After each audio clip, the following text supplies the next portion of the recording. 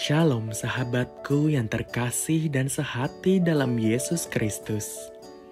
Jumpa lagi kita pada kesempatan kali ini.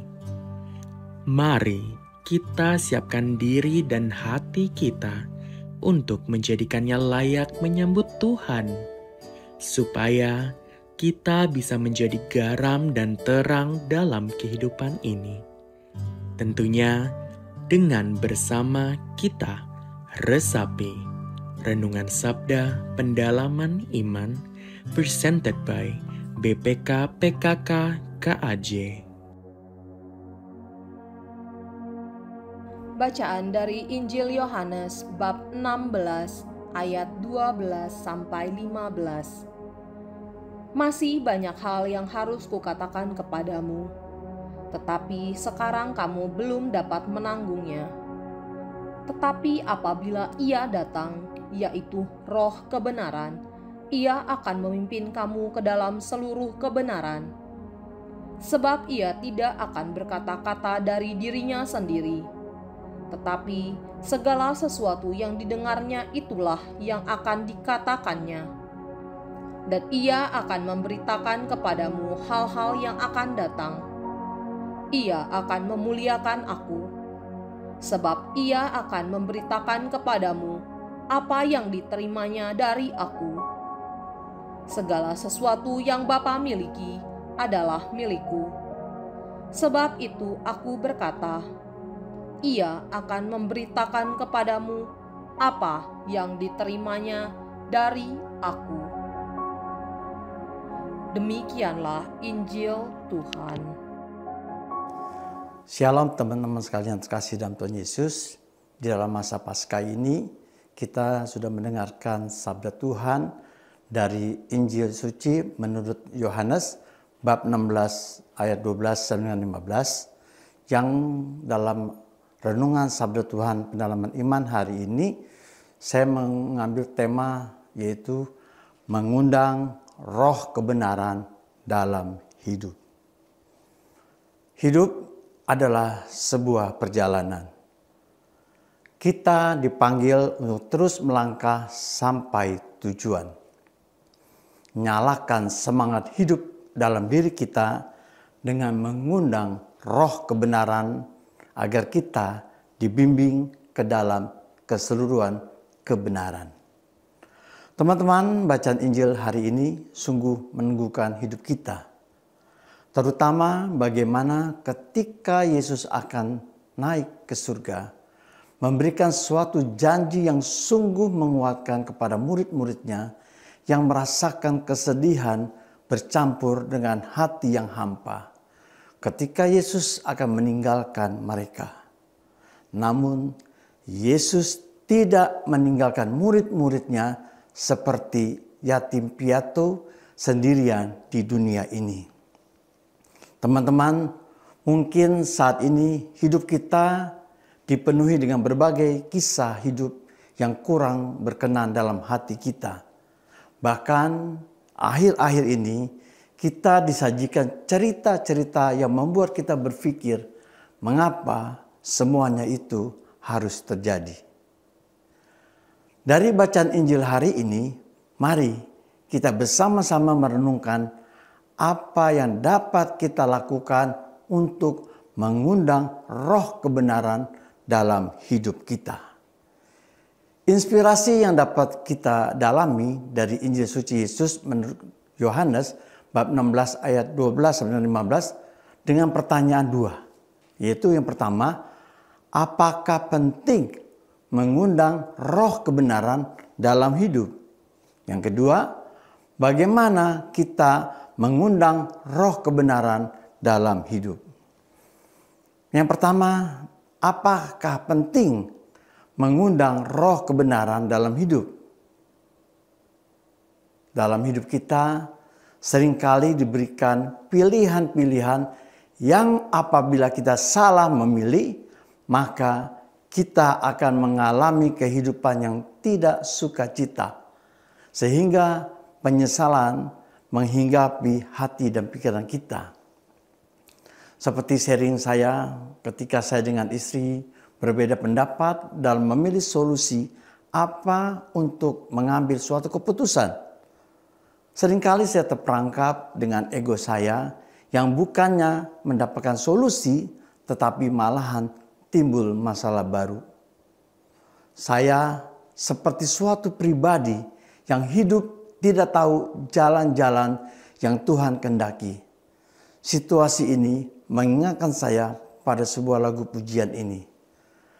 Sering ku tak mengerti jalan-jalan-Mu Tuhan, bagai di belantara yang kelam. Tanpa 1000 tanya, namun tetap percaya, jejak-Mu Tuhan sungguh sempurna. Ajarku memahami semua yang Kau ingini, agar hidupku puaskan hati-Mu.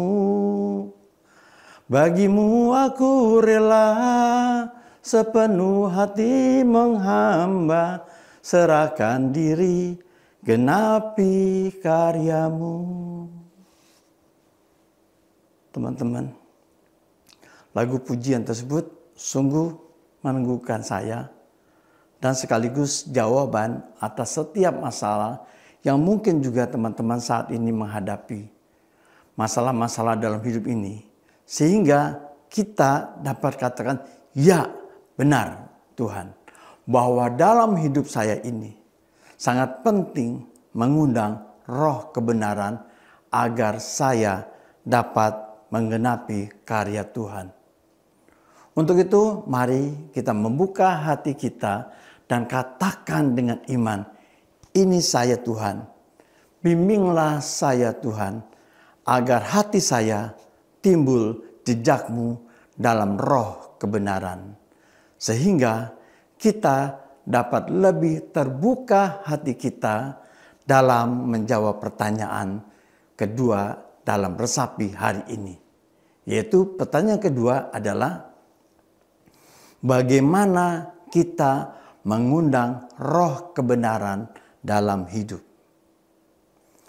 Seperti yang telah kita baca bersama dalam Yohanes 16 ayat 12 sampai 15, masih banyak yang harus kukatakan kepadamu, tetapi sekarang kamu belum dapat menanggungnya. Itu cuplikan dari ayat yang ke-12. Yesus menyadari bahwa kondisi hati, pikiran, dan jiwa kita belum mampu menanggung semua yang Yesus katakan dalam keseluruhan firman-Nya yang begitu luas untuk kita resapi. Untuk itu kita perlu seorang penolong, yaitu roh kebenaran yang senantiasa menjadikan diri kita siap menjadi kudus untuk disemai dengan setiap firman Tuhan yang sungguh sempurna.